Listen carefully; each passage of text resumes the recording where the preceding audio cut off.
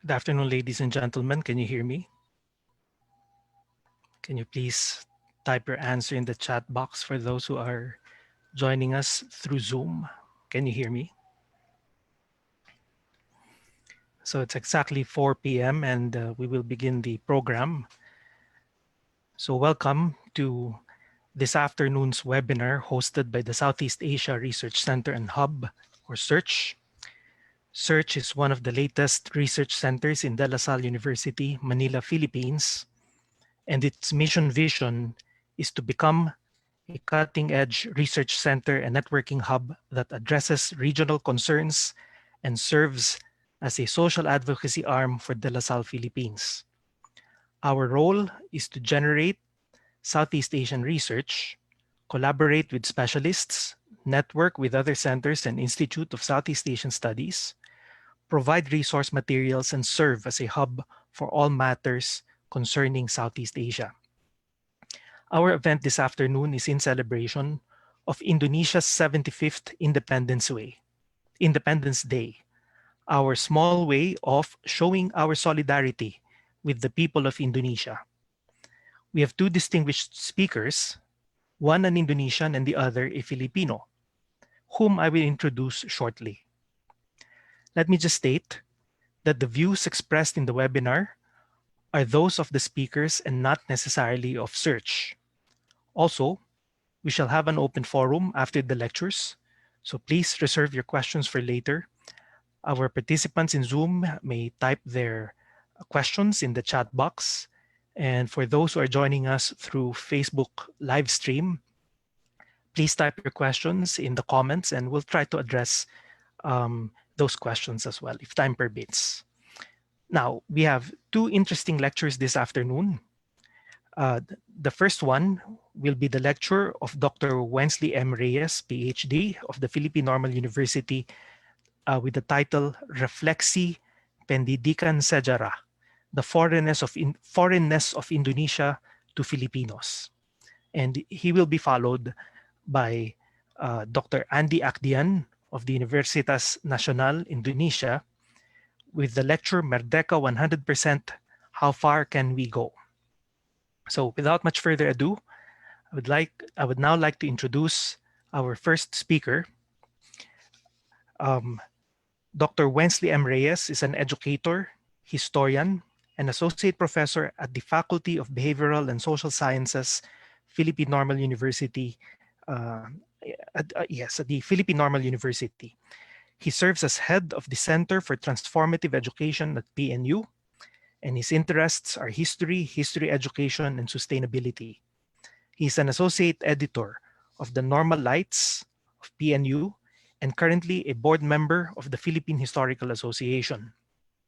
He received his Bachelor of Arts and Master of Arts in History from the University of the Philippines, Diliman, and his doctorate from the Indonesia University of Education, or the UPI. So without much further ado, ladies and gentlemen, Dr. Wensley Reyes. Yes, good afternoon, ladies and gentlemen. First, I would like to thank Dr. Fernando Santiago for inviting me for this lecture. And it is my honor to share the screen also with Dr. Andi. So allow me to share my screen.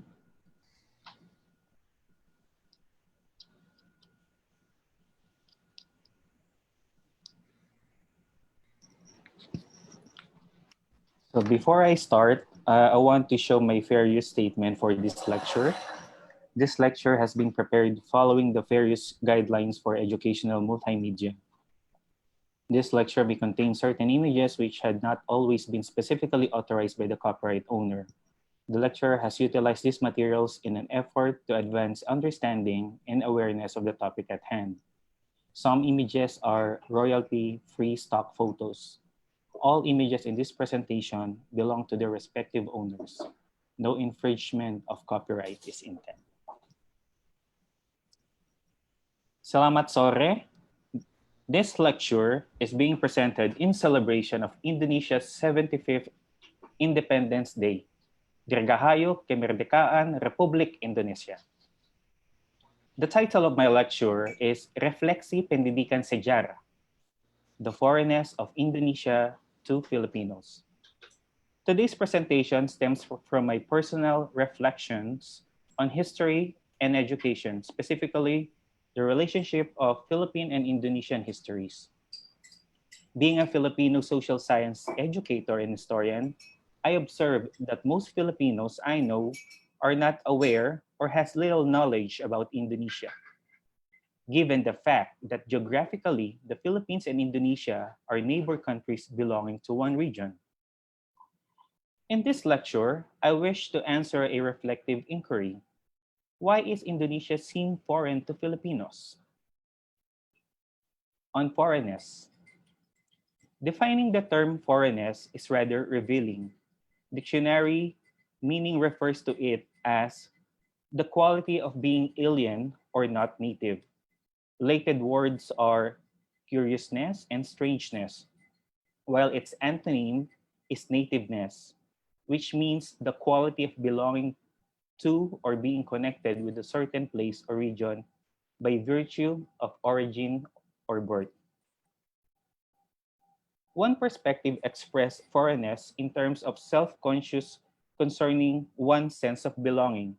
That is, the exercise of defining who is the foreigner is dependent on one what one understands about to be part of.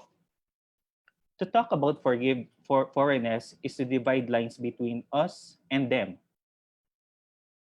Ikeda states that to define something or someone as being foreign situates the definer in their native world, for foreign only means something relatively. Furthermore, a key term in the definition of foreignness is outside, inevitably leading us to infer an inside in contrast to this. Thus, when one claims foreignness in the other, this simultaneously sets up a world in that specific moment in time of the speech, which reflects the speaker's subjective perception of where to draw the border. The discussion of the foreign also labels others. As revealed by Edward Said's seminal work on Orientalism, the other is always a construction. But as Homi Bhabha showed, from this seemingly monolithic construction stems the other's voice, sending contradictory signs of resistance. Foreignness usually carries a negative connotation, especially in the histories of nations. Power dynamic can be revealed in the juxtaposition of foreign and native, and the role of the individual plays in realizing this dynamic. An interesting discussion on foreignness states that defining what is in and what is out should not be the focus, because foreignness is a concept which first and foremost interrogates the similar, so that the foreignness finally reveals its original liminal quality and relates back to the concept of the door that is in the root.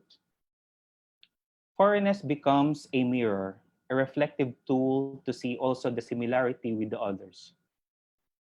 So, of all the discussion on foreignness, this lecture wishes to utilize the term not in its negative connotation or its economic relevance, nor its legal appropriation, but with the idea and intention of raising curiosity to be able to identify not only the foreign or the others, but to see also the similarity to the speaker. As a Filipino who is into the study of Indonesia, a basic Bahasa Indonesian lesson or BIPA, also known as Bahasa Indonesia untuk Penutur Asing or Indonesian language for foreigners, usually starts with introducing Indonesia to new students by asking the question, apa yang Anda ketahui tentang Indonesia? What do you know about Indonesia? Students would often answer places, food, and other historical artifacts, like Bali, Indonesia, or Borobudur, or the famous nasi goreng, or in our history lesson, the Java Man. Some facts about Indonesia will be discussed by the lecturer during the BIPA lesson, stating that the country is the largest nation in Southeast Asia, claiming a total of 17,504 islands with 32 provinces. It also has 6 recognized religions: Islam, Protestant Christians, Catholic, Hindu, Buddhism, and Confucianism. Its national anthem is Indonesia Raya, and it has many languages. Bahasa Indonesia is its national language. The national motto is Bhinneka Tunggal Ika, Old Javanese for unity in diversity. Looking back in my younger years, Indonesia was discussed during our high school years as part of our Asian studies. In hindsight, though I have an idea and knowledge about Indonesia, it was only a lesson to me then. My fascination about Indonesia came about recently when a group of faculty members were granted to study at Universitas Pendidikan Indonesia, or the Indonesia University of Education in Bandung in 2016. I was included in that cohort, and we were able to graduate this year. So I was able to meet also other Indonesian intellectuals and historians. It was also during this time that I had more time to explore Pesona Indonesia, or Wonderful Indonesia. As we stayed in Indonesia, much of the realization came to me, prompting to ask a reflective question again. Why is Indonesia seem foreign to Filipinos? As for my answer to this question is categorized into two aspects. One, historical and cultural. The other is pedagogical. So let's start with historical and cultural. The historical aspect would be so near yet so far. The Philippines and Indonesia belong to the same geographic region in Southeast Asia. The shortest distance between the two countries via air travel is 1,743 kilometers, or 1,083 miles. If one travel with an airplane, which has an average speed of 560 miles, it takes around 1.93 hours to travel from Indonesia to the Philippines. According to a speech delivered by Foreign Affairs Secretary Teodoro Locsin, it was inevitable that our archipelagos, being at the crossroads of Asia, blessed with a wealth of resources, Indonesia, rather more than the Philippines, would figure prominently in the age of exploration and the era of Western colonization that followed in short order. But under different colonial masters placed us on diverging historical and cultural paths for centuries. But this same fate shaped the ideas and independence movements that would give birth to the modern day nation states that today constitute the Philippines and Indonesia. Despite having similar aspects of history and society, these countries would be observed with a certain degree of distance. The Philippines and Indonesia are so close to each other, yet seem so far. Both countries have many things in common, but are differentiated with historical experiences. To name a few, number one, both are archipelagic countries. The Philippines bounded by seas, while Indonesia is with land boundaries. Both belong to the Pacific Ring of Fire, where earthquakes and volcanic eruptions are common. However, the Philippines suffered much from typhoons, while Indonesia with tsunamis. Both have numerous ethno-linguistic groups. The Philippines' national language policy, though constitutionally mandated, is rather irresolute. The firm decision of Indonesia to officially and mandatory use Bahasa Indonesia is an official in all official communication attests to this resolve. Both countries have dominant religions which are perceived to be opposing forces in history. Indonesia with the largest Muslim population in the world, and the Philippines being a predominantly Christian country. Both share a history of colonialism, but with different colonial outcomes. The Philippines was then granted independence by the Americans in 1946, while Indonesia declared and proclaimed independence amidst the conflict with the Dutch in 1945. The Netherlands acknowledged Indonesia's independence only in 1949. Well, both share the same region, but with different cultural blocks. The orientation of the Philippines is to speak towards the West. Indonesia could communicate within neighboring countries sharing common linguistic elements. I suppose that sharing the same region while being a different cultural bloc, hastened by language differences, adds to the foreignness of each country. Next, pedagogical aspect. Discuss but not probe and reinforce. So not much has changed in the topics discussed in the Philippine Social Studies, or what we call Araling Panlipunan. During our time, social studies in the high school secondary is focused primarily on history and economics. For first year, you have Philippine History and Government, second year, Asian Studies, third year, Economics, and fourth year, World History. In the current K-12 Philippine curriculum, subjects taken in the high school level are ASEAN Studies in grade 7, World History in grade 8, Economics grade 9, and Contemporary Issues grade 10.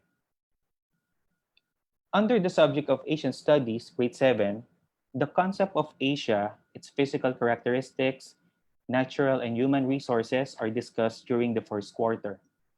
Oftentimes, like most of the countries that will be discussed. Indonesia will be included in terms of its geographic location belonging to Southeast Asia. The next mention of Indonesia probably will be tackled during the fourth quarter within the topic on South and Southeast Asia during the 16th until the 20th century.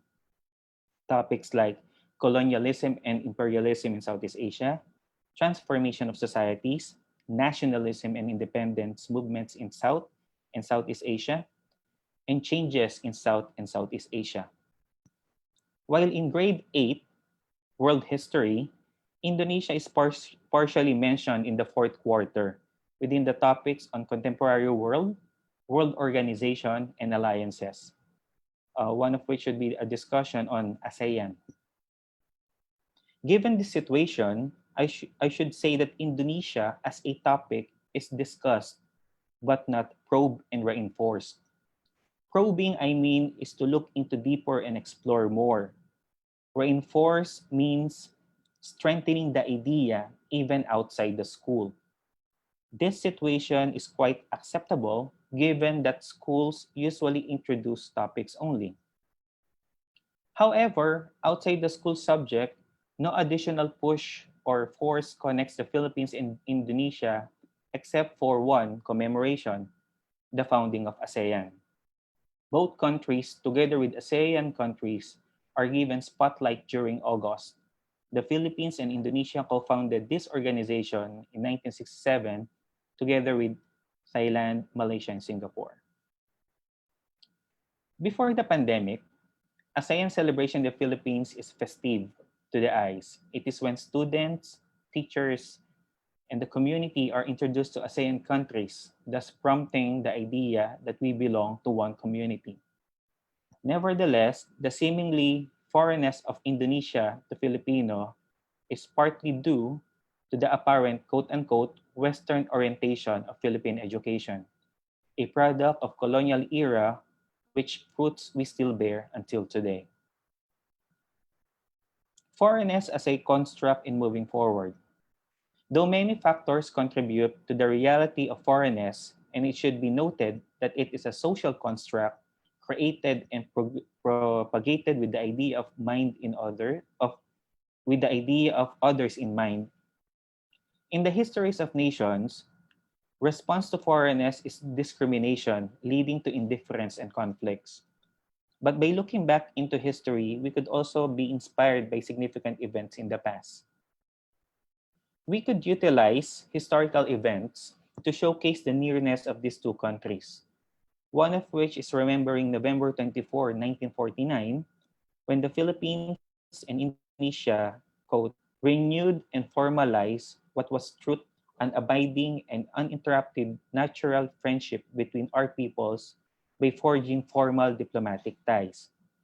This inherent amity was promptly confirmed when in 1951, then President Sukarno of the new Republic of Indonesia became the first foreign head of the state to visit the Philippines, then under President Elpidio Quirino. Moments of heroism could also attest of bridging the foreigners. Remember the recent Southeast Asian Games when a Filipino surfer saves Indonesian rival at the expense of a gold medal. Indonesian President Joko Widodo even tweeted his appreciation to the athlete's valor, highlighting humanity above competition and winning. Nonetheless, in the larger scheme of things, foreigners is here to stay because nations always provide clear lines of identity. However, introduction to a topic and constant exposure could open doors of connection. Nowadays, more Filipinos, but not that plenty, are familiar with Indonesia because of leisure, traveling, or work. Also, as the ASEAN opened its economic boundaries, more goods and products crisscross nations. For example, food and textile, bringing with them their cultural properties, bringing with them their cultural properties as well. Technology opened a faster flow of idea, data, and information. So moving forward, various channels from the personal level to societal structures through historical or pedagogical could provide pathways to quote-unquote awareness from the foreign. However, language and cultural differences remain an obvious divide. Sooner or later, people will find a way to connect. Foreignness could be addressed by opening ourselves and seeing others as part of an entity. At a national level, diplomatic ties should provide early opportunities to introduce and expose. Media should explore more foreign content and present more culturally diverse shows with the aim of connecting cultures. And lastly, schools, being the bastion of future, could be venues of understanding foreignness. Historical education, balanced with nationalism, should be practiced in schools, teaching our youth to respond to foreignness with respect, tolerance, and openness. With that, I conclude my lecture. Maraming salamat. Terima kasih banyak. Thank you very much. Thank you very much, Dr. Reyes. Thank you for that very enlightening lecture. So we shall now proceed to our next speaker. Our next speaker is a historian and lecturer at the Sociology Department, Faculty of Social and Political Science, Universitas Nasional, Indonesia. His interests are concentrated on colonial history, nationalism, and the anti-colonial movement at the turn of the 20th century in Indonesia. In addition to his academic interests, he is also active as national member of the executive board of the Masyarakat Sejarawan Indonesia, or the Society of Indonesian Historians, and managing editor of Jurnal Sejarah, the official journal of the MSI. So, ladies and gentlemen, Dr. Andi Achdian. Dr. Andi. Thank you. Thank you, Fernando. Good afternoon, ladies and gentlemen. Thank you very much for your participation in this webinar. Can I share my PowerPoint? Yeah, I will share it.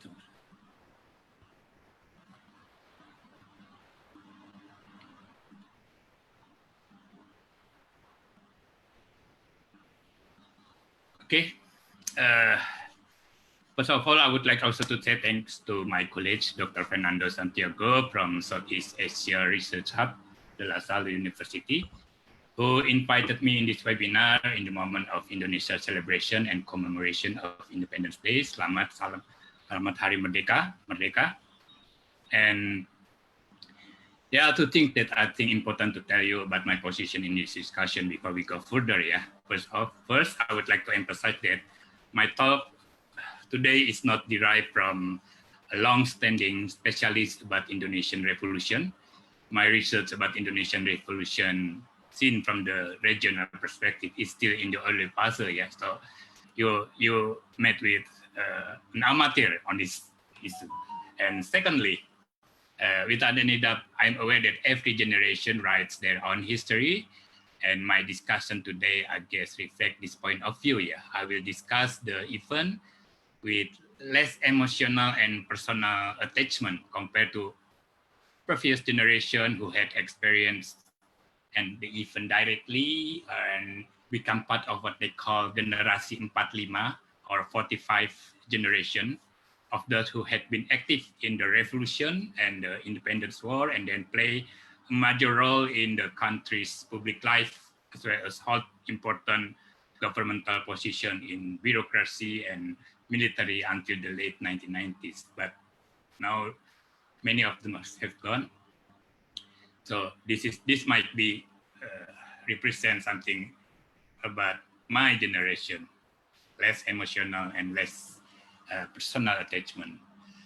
And on this occasion, I will try to explore the moment of Indonesian Declaration of Independence from only a small piece of it, the event of Independence Declaration and the text of Independence Proclamation itself. And I will limit my discussion at the moment during the first week after revolution and leaves months after the proclamation when real revolution and war independence began and heroic battle and personal sacrifice took place to other analysis. So I just limit to the first week of independence declaration. And my point of discussion is about the problem of elite and masses connection in Indonesian political history. From here, I will offer my personal interpretation about it. Firstly, allow me to start with the moment of independence declaration and the text of proclamation itself. Yeah, it occurred during the 17th August today at 10 a.m. And what is the interesting aspect from this declaration of independence moment compared with other declaration of independence such Vietnamese declaration that took place months after Indonesian Revolution in September, if I'm not wrong, with 100,000 or maybe a million people coming, and compare with it as a political event, the Indonesian Independence Declaration, which have big impact to the country's political development, it was attended only by a few people who had been involved in the process of proclamation text itself. I don't know the exact number of it, but for sure it was only attended by less than hundreds of people. And I became aware, you see, the raising of the flag and number of people who came to the proclamation, and I became aware of the feeling of personal feeling about the event itself when I read a book written by Abu Bakar Lubis with a title of Kilas Balik Revolusi Indonesia, or Reminiscence about Indonesian Revolution. He described the event in a somber tone. He wrote about, just a few people who attended the proclamation, and even Sukarno, who read the proclamation text, was in fever at the time of proclamation itself. Yeah, Lubis was a member of Sultan Syahrir Sikal, the first Indonesian prime minister who was politically in opposite with Sukarno. His somber tone in his reminiscence is understandable in certain way, but more than Lubis' somber tone, what I want to stress here is the moment of independence declaration occurred with had as a fact, it occurred with had a big mass participation. It was the most important political events in the country, but very few people present at the time. I don't know, maybe we can compare it with the Philippine Experience in 1898. Yeah, I saw the picture. More or less, a bit similar happened. Yeah, and of course, why it happened? There were many historical conditions involved on this matter. But if we put in the wider historical context, I think this phenomena related to other interesting aspects that occur in Indonesian history at the time. I will come to it later. And I will move to the second about the text. And I want to compare it with, if we can compare the text, the independence text of Indonesian with American, Vietnamese, or even the Philippines. The Indonesian Declaration of Independence text maybe is one of the shortest in the world. Yeah, it only contains 36 words, including the date and the name of signatories. It was drafted and written by Sukarno, and then officially signed under his name and Muhammad Hatta, later the vice president. Yet we understand how it happened because we know the nature of its immediacy and the pressure with the Japanese force still around at the time. But one interesting aspect that I want to share with you is, this is the text of Indonesian Proclamation. I will show the English version. See, if we compare it with the American, the Vietnam, and the Philippines, our independence text is maybe the shortest, yeah, compared with the other. And in terms of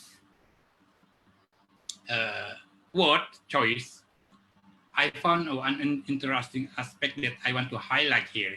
The word choice of nation. We, the nation of Indonesia, hereby declare the independence of Indonesia.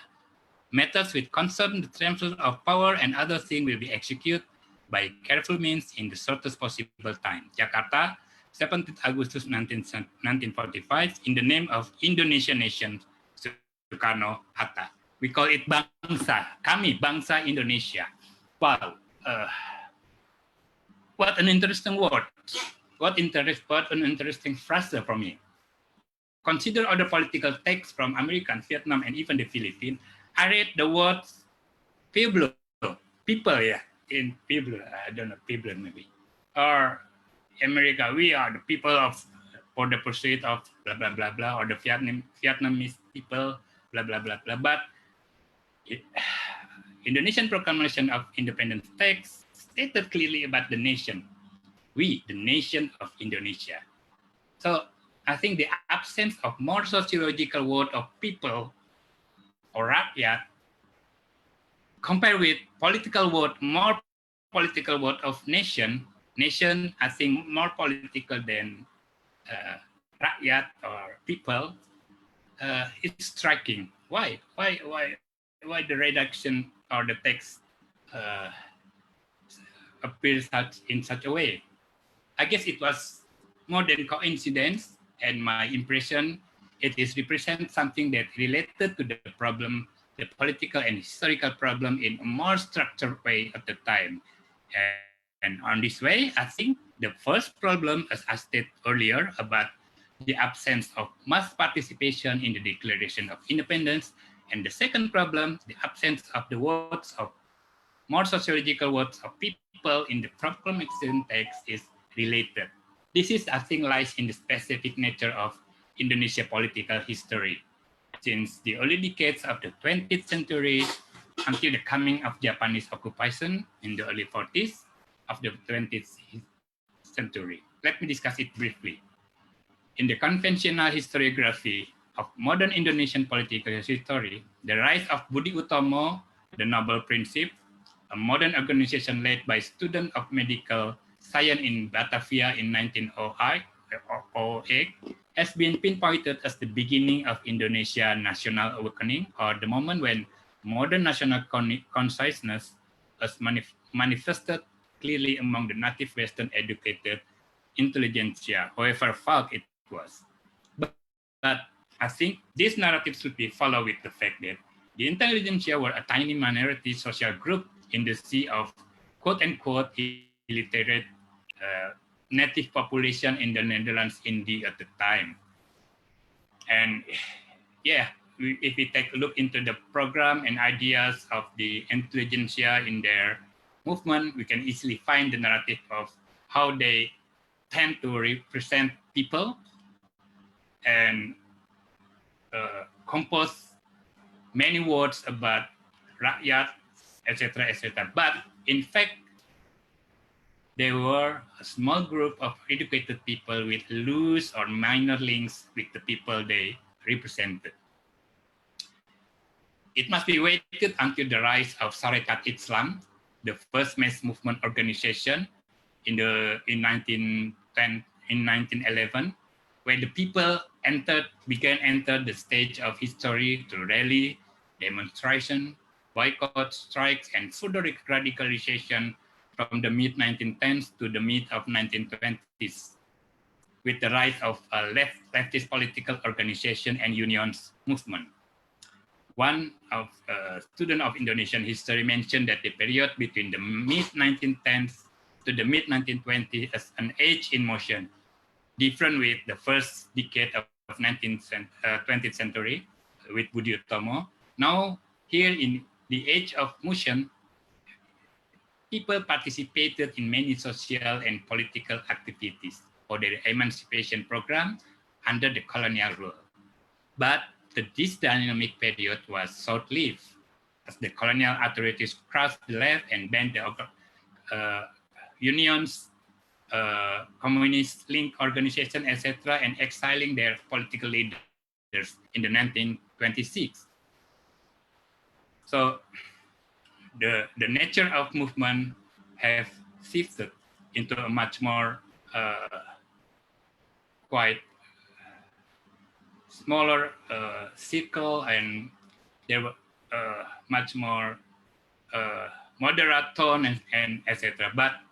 And of course, there was a short period of political dynamic when Sukarno emerged into the center stage of anti-colonial movement with his new concept of political ideas, synthesizing the nationalist, Islam, and Marxist ideological currents into single political formula of anti-colonial movement. But again, this dynamic of mass political movement, which re-emerged for a short period of time, again were crushed by the colonial regime in the early 30s, and Sukarno and other political figures were exiled and only come back after the Japanese occupied Indonesia. Again, the mass political movement were pushed back and stepped back into the margins. So we can see here a dynamic of the emergence, the rise, and the sharp decline of mass political movement in Indonesian history until the end of colonial rule. And during the Japanese period, we also see how the political restriction by the Japanese army to any political activities hampered the connection between the leader and the masses in politics. The situation has become the political background for Indonesian independence proclamation at the abrupt of Japanese surrender to the Allied force in July 1945. So that is the context that make it quite different between the Indonesian, Vietnamese experience, or even Chinese, with the presence of 100,000 or million people during the proclamation. So we can see why the moment of Indonesian proclamation of independence has a different move compared with their colleagues in Vietnam, who had strong political organization before the Vietnamese that organized and linked the people and the leader. And that's why you can see in Ho Chi Minh appear with a lot of people watching the declaration of Vietnamese independence.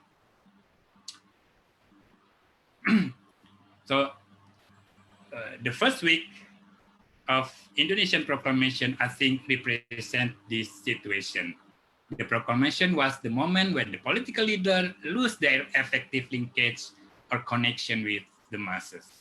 The moment was strictly and intense moment among the elite circle of Indonesian political leaders and activists only. It must be waited until the pemuda, or we call it the youth, we call it the pemuda, more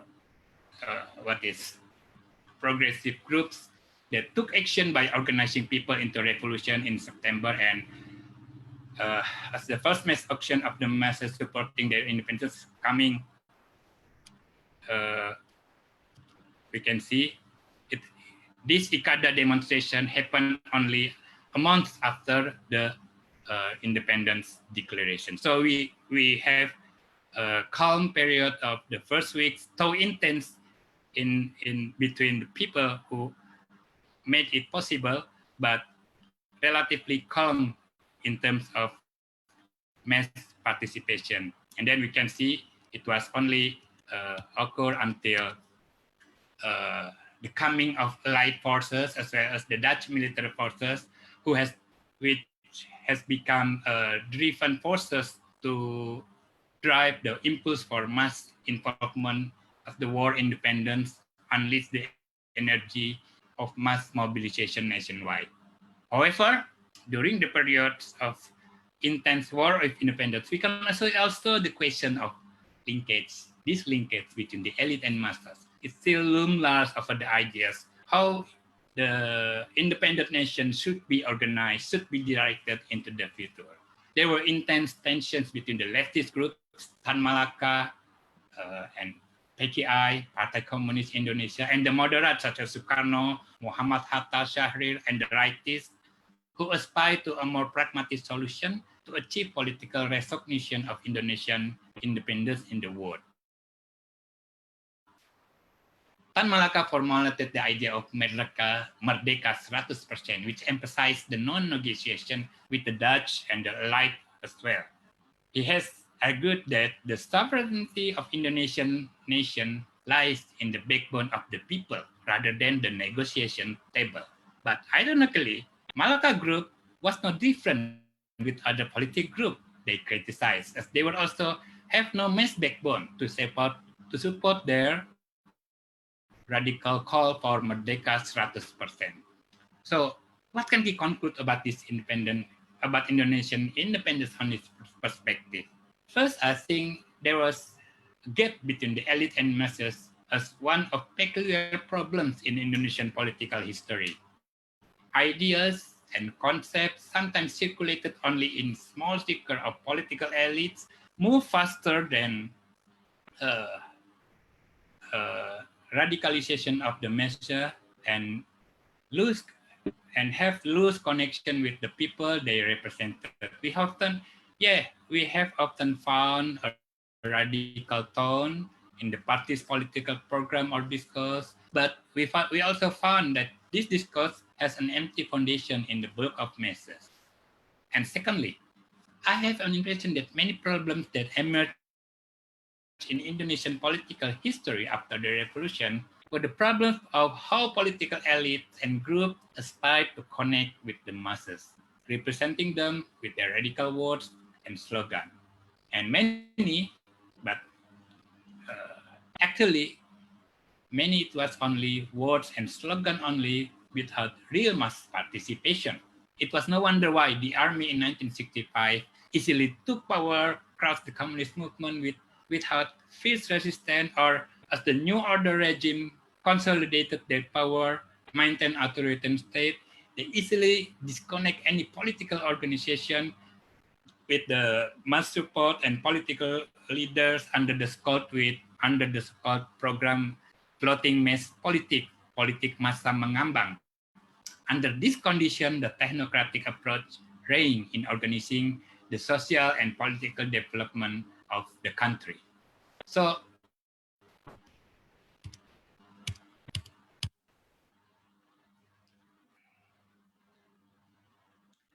I think looking back to what 75 years left behind, we still have similar but different situation problems that Indonesia facing now, many Indonesians facing now. I think the contemporary political situation in Indonesia has a big problem that lays in how we can make deep connection or connect effective linkage between political program, political words, political slogan, or political initiatives from different organizations with the people they represented. Maybe, uh, maybe we can see a different development as the new digital technology influence many of our social life today. But I think to certain extent, the problem still lies in Indonesian political situation. Thank you, Okay, Dr. thank you very Fernando. much. Thank you very much, Dr. Andy. Let me just so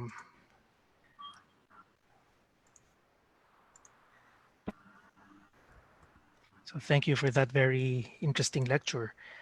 So we now proceed to the open forum, and I will kickstart by asking our speakers some questions. So first, Dr. Reyes. Okay, so you talked about the foreignness of Indonesia to Filipinos, and well, you stayed in Indonesia for quite some time and even learned the language. Based on your experience, what do you think the Filipinos find most foreign but shouldn't be? I don't. I hope you understand what I'm saying. Were you surprised about certain things that seem so foreign to us but shouldn't be actually? Yes, sir. Thank you for that question, sir. Um, at first, what shocked me personally is the language. The idea that Bahasa Indonesia, although some people would see would tell us that it's easy to learn, it's a language that is easy to learn, or it has similar words with Filipino or Tagalog. um, the way they convey themselves, the manner of speaking, the words are so foreign. So we have to understand first the basic of, for example, how are we going to commute every day. So that's the first part of our program, is to understand quote unquote basic bahasa, because the joke is, if you do not know Bahasa, then they might sell you, because we have that Filipino joke that if you do not know the language, the other person might sell you. So the first thing we did is to understand the language, although it's very, what we learned is very small. So, but what is not foreign with us is their physical appearance. It's their closeness to the family. It's the values, the the what we call the things that is culturally Asian or culturally Austronesian, the core value of being connected with to the family. And some would attest to this, that Indonesians are very kind. They will, like Filipinos, they will do things out of their way just to assist you. So these are, I think, common characteristics. But the language, uh, being different, is the factor that really made me feel that I am in a different country, that I am different. I see. Okay, so and now for Dr. Andy. So well, to be honest, a lot of the things that you said are new to me. Okay, so because my knowledge of Indonesian history is based more on what I've read in textbooks than on serious historical studies. And of course, what you presented is a very advanced interpretation of the past. How popular is your view among Indonesians? Is it something that is now being discussed widespread? Um, what would be the sentiment of Indonesians if the ordinary Indonesian towards such views? Good question. Uh, uh, I guess I think it is quite difficult at the moment, yeah, to have uh, much more distance, to take a distance with the political event, because the independence is our glorious moment in history, and it is still a sacred history. So what is important in terms of understanding Indonesian Revolution is sometimes constructed under first our vigilance or our heroic attitude toward colonial intervention, and also the narrative is also constructed under the much more harmonious or uh, yeah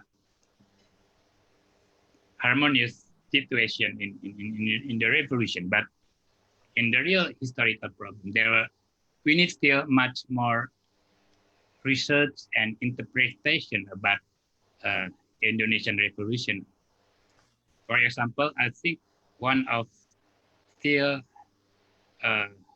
loophole in the research about Indonesian Revolution or independence movement is about the linkage with other countries in regional terms, with the Philippines, with Thailand or Malaysia, the word at the time.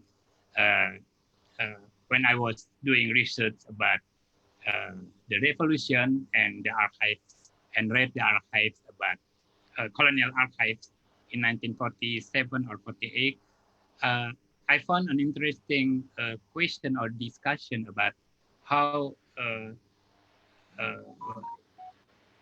some of political leaders, gathering together with the Philippines presence, with the Thailand present at the time, and they discuss together the solidarity, the regional solidarity against the colonial authorities at the time. But I think it is still in early phase that, and it is still need more research about it. In fact, we have, it is striking that actually we already have some quite strong solidarity or connectivity with each other in terms in discussing or developing the ideas of how the nation state, how the free nation during the decolonization should follow the path of much more independent from foreign intervention, etc., etc. So it's quite relative. It is still new, if I can claim it. It's still new. It is still not a popular thing, but we can discuss it. It is not heroic, but it is a matter of fact that happened. Yeah. Well, and as you mentioned, it's very important that every generation write its own version of its history according to its needs and to suit the times, basically. Okay, so, well, thank you very much, Dr. Andi. A question was raised earlier by a personal friend, Dr. Kamaruddin bin Alawi Muhammad, whom I'm now going to ask to raise the question. So I'm allowing him to talk. So Dr. Karamuddin, can you please raise the question? Can you hear me, sir? We can hear you, yes. Yeah. I would like to just highlight, emphasize my point here, that I would like to highlight that the experience of the Muslim South is quite different with the majority Filipinos in terms of the issue of foreignness. No? I'm sorry, can you speak a bit slower, please? Yeah. Of course, being Muslim help a lot, no? Help a lot. But there are more to that. There are more to that, and it is to be found in the language. For instance, in our language, in Tausug language, there are a lot more than 100 Sanskrit words that came from Indonesia first before it reached our shore. That's one example. And this is not to include other Indonesian terms or Malay terms that are included in our language. Tausug only.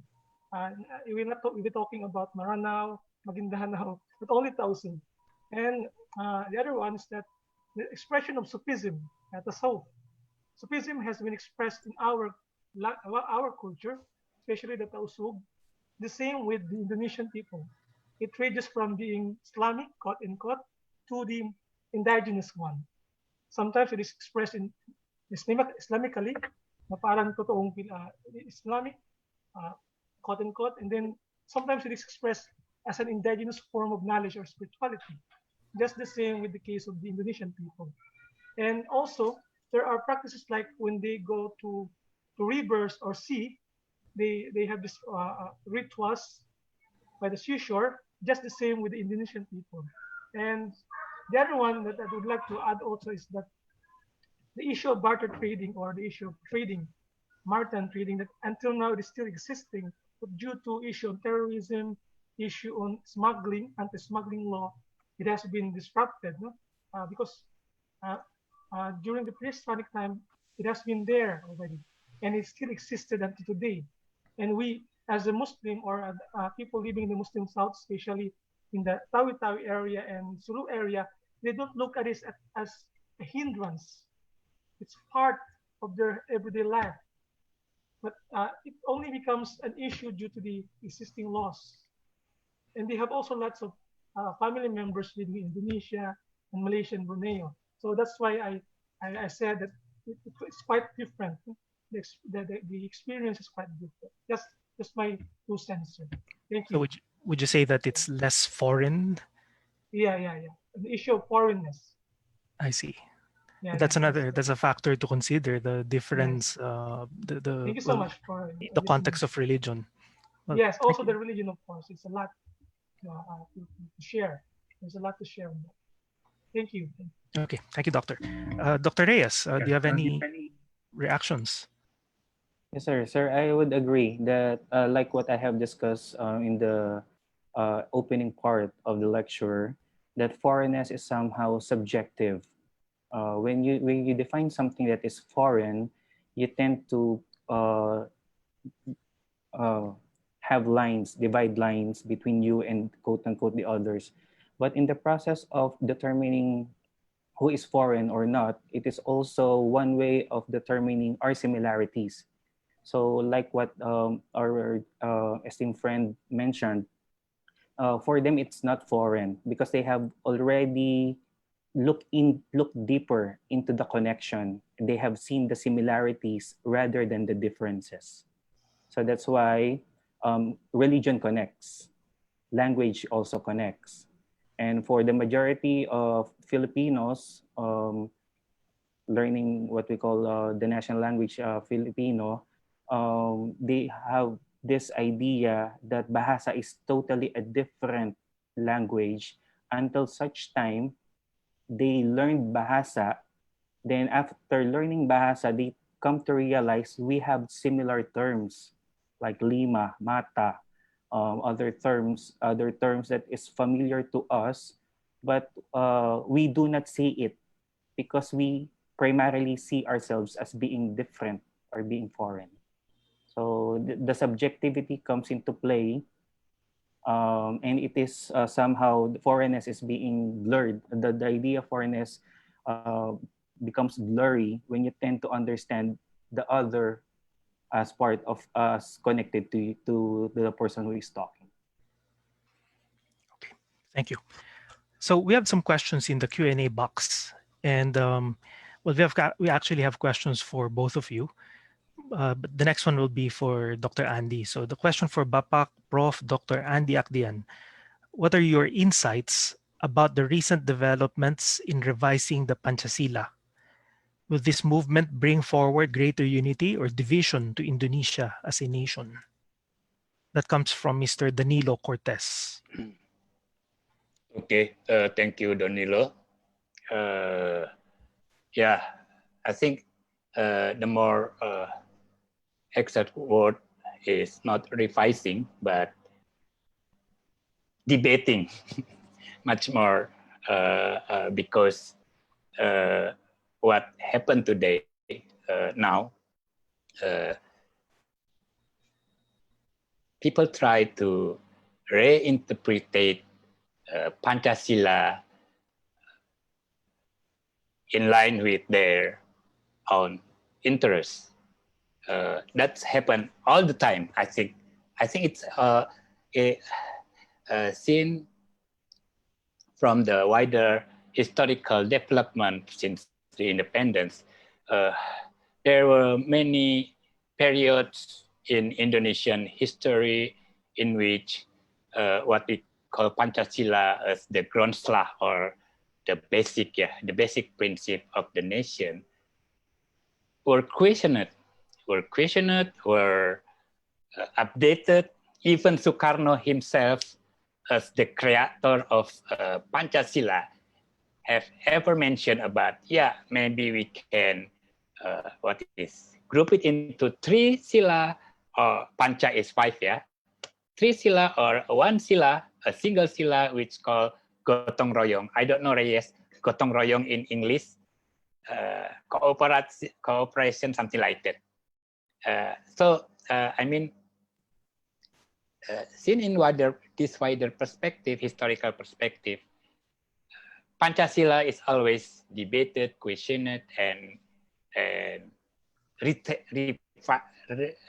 reinterpreted in according to many political contexts and etc. And I have an impression that it happened now, and it will happen later in the next decade, or people will still debate it. And I think the most important for us, I think the way we handle this discussion, because we have experienced a bad experience during the New Order regime that only offer a single interpretation as the official interpretation of Pancasila. That's kill the creativity, limit the political expression, free expression for the people, which I think is not quite conducive or good for future development of Indonesia as the nation. I think, in terms of dividing or uniting, it's relative, but seen in this wider historical term, it's something that really it always happened. Okay, thank you, Dr. Achdian. We have two more questions. The next one will be addressed to Dr. Reyes. So it comes from an anonymous attendee. Did Rizal and Imelda Marcos contribute to the strong relations between the Philippines and Indonesia? Rizal as an inspiration to independence leaders of Indonesia, and Mrs. Marcos in terms of hairstyle of Indonesian women. Yes, sir. Thank you. Sir, I have heard that Rizal is regarded as a great person in Indonesia, but my lecture focused more on similarities of Filipino and Indonesian histories and explaining the pedagogical component on how Indonesia is somehow being introduced to Filipinos. Mm-hmm. So regarding the first question, I must say I don't have any research as of now regarding this claim regarding the topic of Rizal's influence. As regarding Imelda Marcos, I would say it is a very specific question to really locate the influence of a person in national history. But I must say, in a general perspective, that the initiatives of Southeast Asian countries after the war, for example, the initiative of Mapilindo, help in connecting Southeast Asian, quote-unquote, Malay world, where Indonesia and the Philippines are included. Okay, thank you. How about Dr. Andi? Can you say anything about that? Is Rizal popular in Indonesia? We have many among our participants are Filipinos, and I'm sure they're very curious about whether or not Rizal is really as popular as we think he is. And I think so.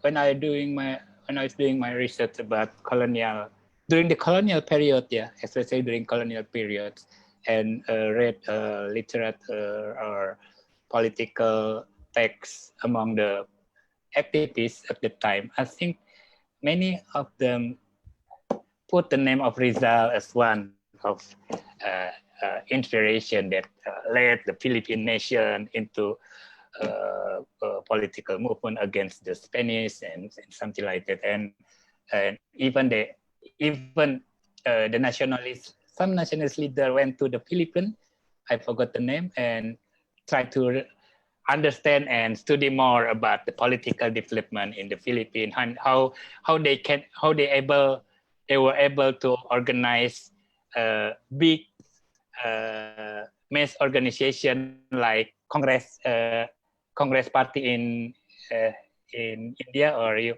have also Congress, yeah.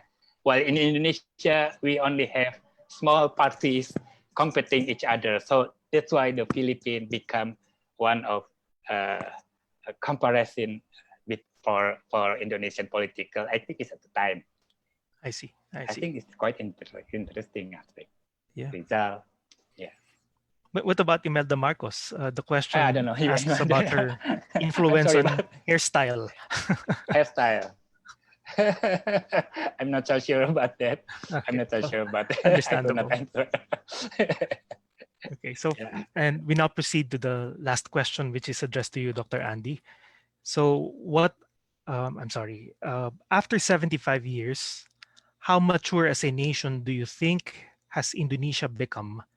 Is it where you envision it? It is at the movement. The question comes from Julius Dennis Estavillo. Thank you, Julius Dennis. Julius, for raising this question. And I think the answer to this question is much more a personal reflection from my point of view about how mature Indonesia is now. And if I ask this question, I would like to say, maybe we are going into mature. We're still in the process into a mature nation or something like that. But compare with the past experience, I think they are better. Of course, many people said that, we have much more glorious in the past, or much more solidarity or something like it. But I think it's different.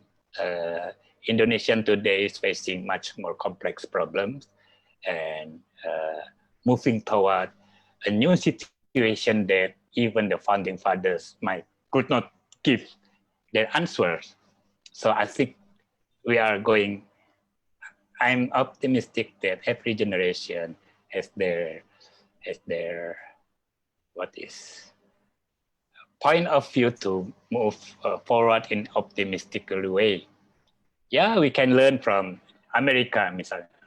For example, they have already 200 years of independence, and they saw the emergence of Donald Trump, something like that. Happen. It always happens.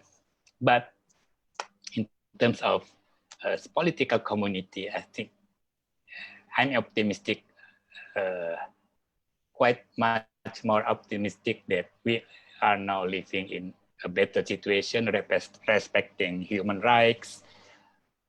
Although in the media we can read a lot of anti-tolerance movement, there's a connectivity with other nations in global connection and something like that. So I think we move toward a better or better society. That's maybe not a good answer about that, but my personal opinion about it. Yeah. Right. Thank you very much, Dr. Andi. So on behalf of the Southeast Asian Research Center and Hub, I'd like to thank our audience for joining us today. And of course, I'd like to thank more especially our speakers, Dr. Wensley Reyes and Dr. Andi Achdian, for sharing with us their thoughts, their feelings, their sentiments on these issues that we discussed. And again, we had this webinar to show our solidarity with the people of Indonesia as they celebrate their 75th Independence Day. So to the people of Indonesia, Happy Independence Day. And thank you for joining us. And Thank you. Thank you, Dr. Fernando, Dr. Wensley Reyes, and selamat hidup merdeka buat orang Indonesia. Dirgahayu. Terima kasih. Dirgahayu. So on that note, Merdeka. I can leave now.